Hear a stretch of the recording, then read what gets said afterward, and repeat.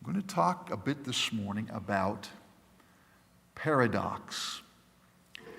And let's get the joke out of the way first thing.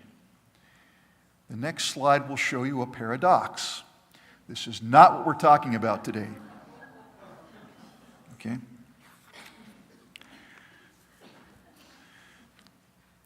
I was tempted not to do that, but I thought somebody's going to ask, where are the paradox? Moving on. A paradox. Two seemingly opposite things that can't both be true at the same time, and yet somehow they are. Yogi Berra, the king of paradoxes, was once asked about a particular restaurant. And Yogi said, "That place is so full, nobody goes there anymore."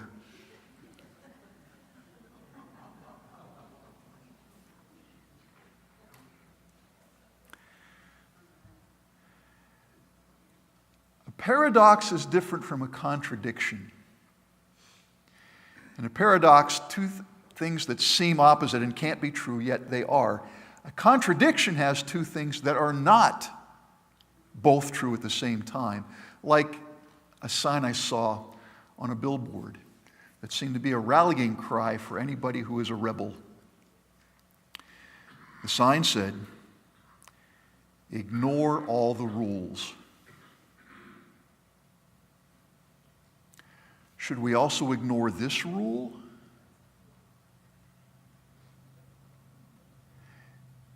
If we're supposed to ignore all the rules, including this rule, if we ignore this rule, then we won't follow this rule. And we'll follow the rules. So there's a contradiction at work here, and both those things can't be true at the same time. That's not a paradox. Jesus himself was a paradox. Just about the time people had him figured out, or they thought they did, he did or said something that did not fit their mold. He told these stories that delighted people, and they really felt in touch with him when he told the stories. And then he would say something really bizarre and strange, like, "You have to eat my flesh and drink my blood." And all of a sudden, he wasn't so delightful. And yet both of the things he said were true. He was so warm and approachable that even little kids loved to play with him.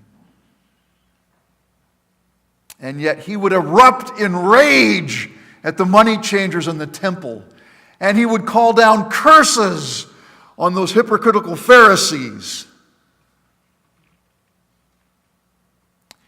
He rebuked his disciples for their lack of faith. And yet, on the worst night of his life, he tenderly washed their feet. Jesus refused to fit anybody's box, and yet he would welcome anyone who was willing to leave the boxes behind and come trust him. And so in the Apostle John's vision of the exalted Christ who was still Jesus, it's no wonder that when John saw this image, he passed out cold. And then this exalted Christ who was still Jesus came and put his right hand on John's shoulder and said, "Don't be afraid. Don't be afraid. You are the most awesome, overwhelming thing I have ever seen in my life, and you tell me don't to be afraid? No, don't be afraid. I have things under control." So much so that I have defeated death. You don't have to be afraid of death anymore, John. And I have a message that I want you to get ready and send to the church that I love. And when you have that part of the message written down, then come and see the way things really are. And so he wrote the message, the 7 letters to the churches. And when that part of the letter was done, then he was taken into heaven and he saw that throne, that figure on the throne. We saw last week that this was a symbol, an image, a vision, because God is not a big man on a throne. God is all-powerful and all-present. We saw the 24 thrones around the throne, symbolizing God's people, both Old and New Testament, all of God's people gathered together. And the 4 living creatures representing all of creation. And everything was giving praise to God.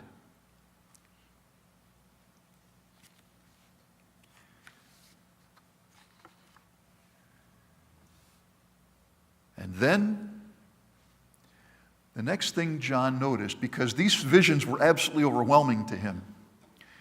If you've ever been in a 3D surround picture auditorium, and things are constantly in motion, it can take your breath away and it can take your sanity away, but just as much, it can take your balance away. And I think that's some of the effect that John had when he saw this vision. He had a hard time taking it all in, and as he looked longer, he began to take in more and more, and he saw at one point that in the right hand of this figure on the throne, there was a scroll. Sealed. It wasn't a book as we know it. It was rolled up, and of course, the blobs of wax that would protect it from being seen by eyes that should not see it. It was sealed. Something about that scroll that struck John. This thing is important.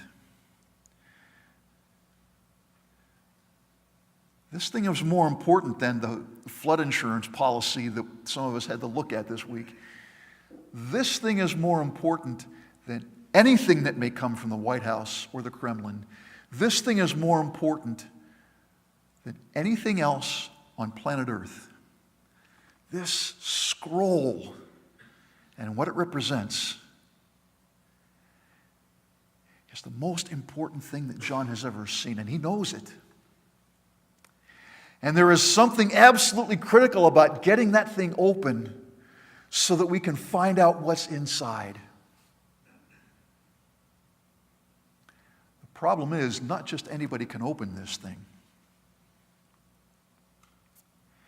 And an angel calls out, is there anybody in the entire created universe who can come and open this scroll? We need to see what's inside. And nobody could. Angels can't. The wisest on planet Earth can't. The best of those who have died and are under the earth can't. This scroll explains why we are here and where we are going.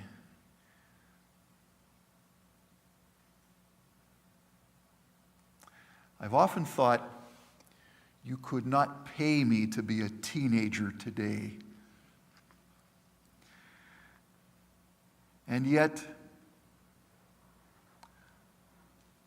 there are teenagers who are actually succeeding in getting through the teenage years and into adulthood.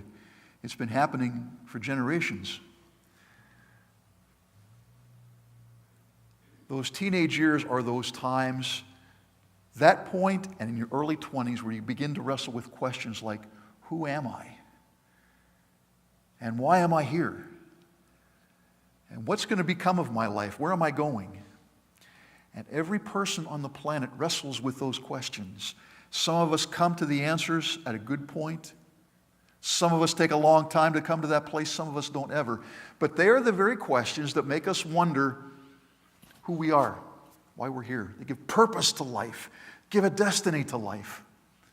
All that for every human being is wrapped up in that scroll, and until somebody can open it and find out why we're here, we are useless, we are worthless. No wonder John wept.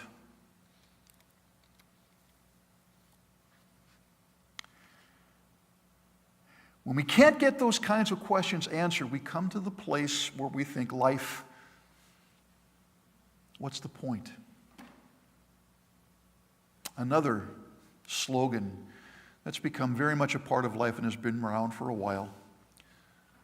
Life is hard, and then you die.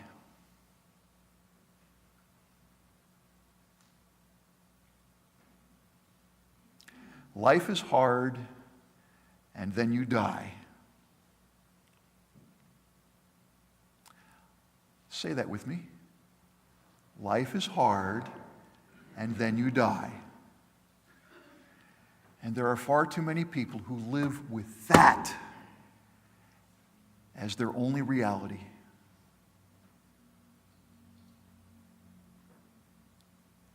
And that's where every human being would be, except.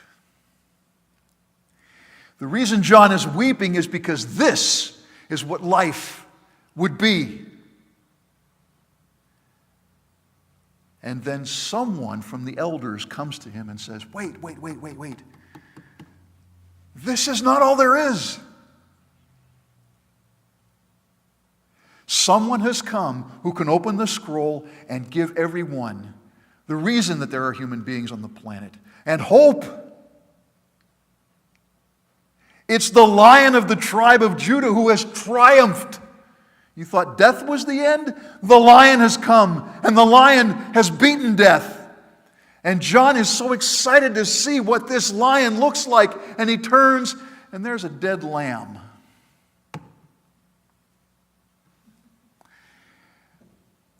One of the greatest anticlimaxes in all of Scripture. The Lion has come, and it's a dead lamb. From the image of the most powerful being to the image of the most helpless. And before John really has a chance to say, what?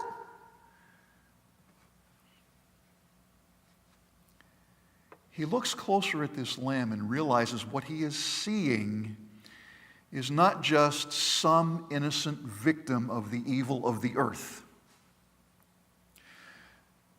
The elder said, the Lion who has triumphed is this lamb.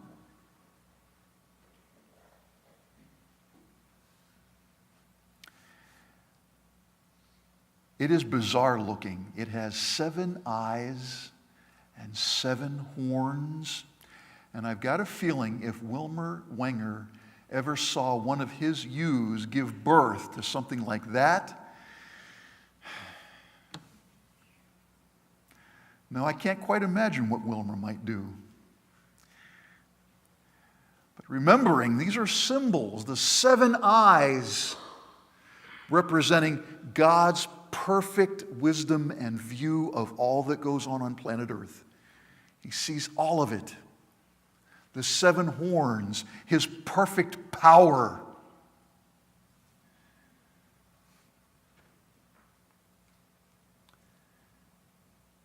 In 1 Corinthians 1:24, Jesus is called the power of God and the wisdom of God. It's interesting, this paradox. The Lion, who is actually a lamb, and he has triumphed by dying. The heart of the gospel is this paradox. On those days when you are feeling completely helpless, confused, in chaos, Jesus has been there, hanging on a cross. That's what happened in the physical realm. Hanging on a cross and feeling utterly abandoned by God Himself. Anyone who knows Jesus has never been there.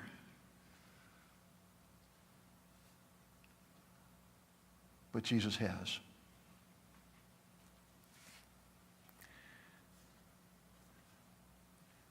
Almighty God became one of us. The Lion of Judah has triumphed as the Lamb that was slain. The cross, what looked like Jesus' moment of ultimate defeat, was actually his moment of ultimate triumph and victory. Jesus is a paradox. Just about the time you think you figured him out, you realize you haven't. And what he taught us is also a paradox. You have to die in order to live. So we will spend as much time and money available as we need to keep ourselves physically healthy as we can. I know for many of us who are suffering, it's easy for me to stand up here with a body that works and say suffering isn't the worst evil. But the fact is, Jesus said you have to die to self in order to live. Whoever wants to be great must become a servant. You have to be the person who's willing to clean the toilet bowl, or clean up the messes when the babies spit up,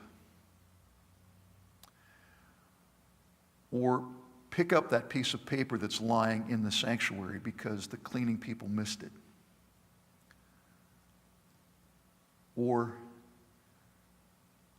whatever it is that you would really rather not do because you feel like it's a bit beneath you. And Jesus said, that's where you need to be, because that's where I will be.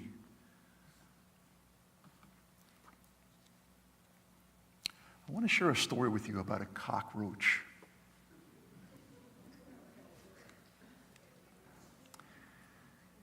Clyde McGinty worked in the basement postal section. He was in the mail room of a major corporation. He had been there for 7 years. This was the most dead-end job he could think of. And he really wanted to come up in the world, but saw no way to do it. One day, he noticed that on the windowsill was a cockroach. He was disgusted, offended, so he took off his shoe, was ready to smash the thing, and the cockroach spoke and said, "If you don't kill me, I can grant you any wish you want." Yeah, right. I've been here too long. I'm hearing a cockroach talk to me. Okay, cockroach, tomorrow, when I come to work, I want to have a corner office in the sales department. I've always wanted to be there. I think I could do a good job. I just needed a break. I want to be there tomorrow. If what you're telling me is true, I will spare you. But just to make sure, I'm going to put this glass jar on top of you so you can't go anywhere. And if I come in tomorrow morning and that corner office has my name on it in the sales department, I'll let you go. Next morning he came in, went to the mailroom, and his buddy said, "What are you doing here? You're supposed to be upstairs." He walked upstairs, and there on that corner office was his name, Clyde McGinty, on the sales office door. And he walked in and he sat behind the desk and he thought, I've arrived. But by the end of the day, this was beginning to feel like small potatoes. After all, the cockroach got him this. Maybe the cockroach could get him something more.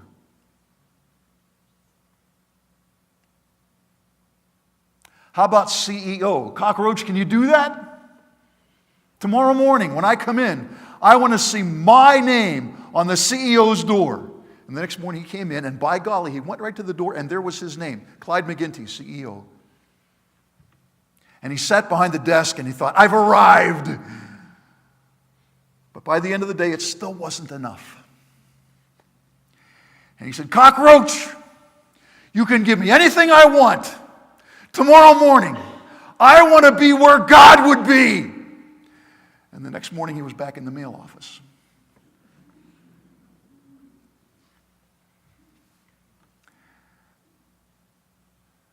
One of the amazing paradoxes of being followers of Jesus is that the place that He would be, the place He calls us to be, is often the place we don't want to be.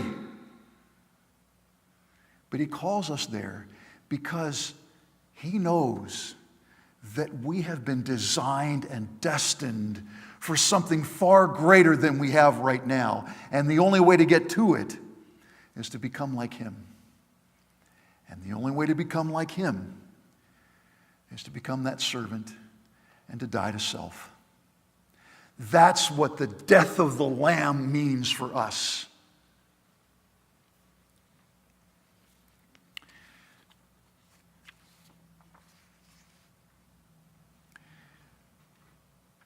Next week, we're going to look at how the Lamb begins to open the scroll and the seals and what they mean.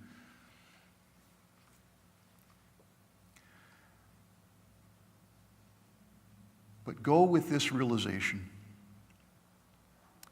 The Lion who is a lamb prepares to open the scroll, not to give us a timeline for the future, but to give a reason for all the terrible things that happen in our lives and to assure us that wherever we're going, whatever we're going through, He is holding us just as surely as He is holding that scroll. Pray with me.